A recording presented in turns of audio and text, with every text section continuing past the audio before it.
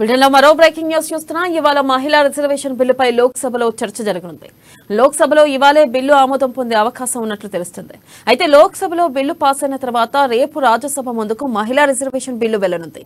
ఈ బిల్లుకు నారీ శక్తి వందన్ అని కేంద్రం పేరు పెట్టింది.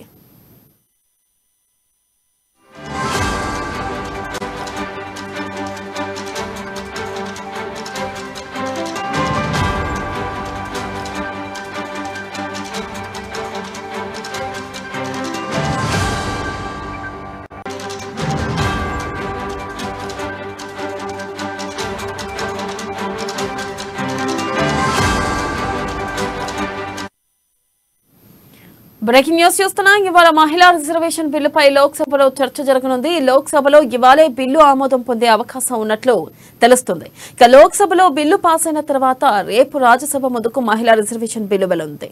దీనిపై మరింత సమాచారాన్ని మా ఇన్పుట్ ఎడిటర్ శ్రీనివాస్ అందిస్తారు. శ్రీనివాస్, చెప్పండి. అయితే ఈ రోజు మహిళా రిజర్వేషన్ బిల్లుకి ఆమోదం తెలిపే అవకాశం ఉన్న నేపథ్యంలో మహిళా రిజర్వేషన్ బిల్లు ఎప్పటి నుంచి అమల్లోకి వచ్చే అవకాశం ఉందంటారో అప్డేట్స్ ఏంటి?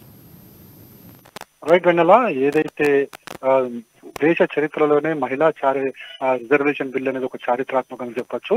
దాదాపుగా 27 ఏళ్ల పాటు ఈ బిల్లు పెండింగ్ లో పెడుతూ వచ్చారు. ఎందుకంటే 1996 లో బిల్లుకి రూపకల్పన జరిగి దాన్ని పార్లమెంట్ లో పాస్ చేయాలనుకున్నప్పుడు కూడా అనేక అడ్డంకులు రావడం జరిగింది. కొన్ని ప్రభుత్వాలు ప్రవేశపెట్టినప్పుడు కూడా దానికి లోక్సభ లేదా రాజ్యసభలో వీగిపోయిన పరిస్థితులు కూడా కనిపించాయి. కానీ మోడీ ప్రభుత్వం వచ్చిన తర్వాత అనేక కీలక బిల్లులకు సంబంధించి నిర్ణయాలు తీసుకుంది, అమల్లో కూడా తీసుకురావడం జరిగింది.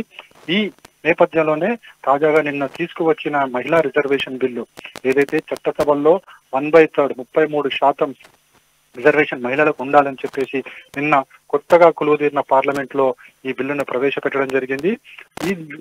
ఈ బిల్లుపై ఈ రోజు చర్చ జరగబోతుంది. ముఖ్యంగా చూసుకుంటే గనక దాదాపుగా ఈ బిల్లు లోక్సభలో ఒకసారి, అదేవిధంగా రాజ్యసభలో ఒకసారి వీగిపోయిన పరిస్థితి కనిపించింది. కాబట్టి ఈ బిల్లు ఆమోదం పొందాలంటే దాదాపు ఇప్పుడు 27 ఏళ్ల సమయం పట్టింది అనుకోవచ్చు. అయితే ఈ రోజు జరగబోయే ఈ చర్చలో మాత్రం ఖచ్చితంగా ఎన్డీఏ ప్రభుత్వం చెప్తుంది ఏంటంటే ఈ రోజు ఖచ్చితంగా బిల్ పాస్ అవుతుంది అనేది మాత్రం స్పష్టం చేయడం జరిగింది. నిన్న మోడీ మాట్లాడినా, అదేవిధంగా ఇతర మంత్రులు మాట్లాడినా, అదేవిధంగా కాంగ్రెస్ పార్టీ నుంచి కొన్ని మార్పులు చేర్పులు చెప్పినప్పటికీ కూడా ఈ రోజు మాత్రం బిల్లు ఖచ్చితంగా పాస్ అయి తీరుతుందని చెప్పేసి కూడా బీజేపీ వర్గాలు నమ్మకంతో ఉన్నాయి. ప్రధానంగా మార్పులకు సంబంధించి పెద్దగా ఉండకపోయినప్పటికీ కూడా ఈ రోజు దీని మీద కూలంకషంగా చర్చ జరగబోతుంది. చర్చ జరిగిన అనంతరం లోక్సభలో బిల్లు పాస్ చేస్తారని చెప్పేసి కూడా తెలుస్తుంది. అంటే ఈ బిల్లు ఇప్పుడు పాస్ చేసినప్పుడు కూడా అమల్లో రావడానికి సమయం ఖచ్చితంగా పడుతుందని మాత్రం తెలుస్తుంది. ఎందుకంటే బిల్లు ఆమోదం పొందినప్పటికీ కూడా అనేక అడ్డంకులు ఉన్నాయి. అంటే దీంట్లో క్షేత్రస్థాయిలో మరికొన్ని పరిశీలించాల్సిన అవసరం ఉంది. ఎందుకంటే మొత్తంగా చూసుకుంటే కనుక దేశవ్యాప్తంగా ఉన్న మహిళల జనాభాను సేకరించాల్సిన అవసరం ఉంది.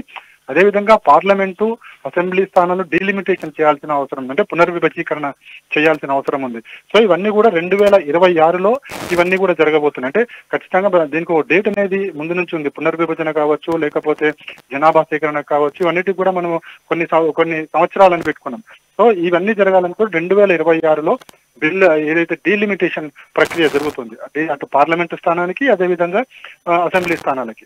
సో ఈ డీలిమిటేషన్ ప్రక్రియ జరిగిన తర్వాత అప్పుడు 33% మహిళలకు రిజర్వేషన్ బిల్ అనేది అమలు చేయాలని చెప్పేసి కూడా బీజేపీ ప్రభుత్వం భావిస్తున్నట్లు తెలుస్తుంది. దీని మీద కూడా చర్చ జరగబోతుంది ఈరోజు.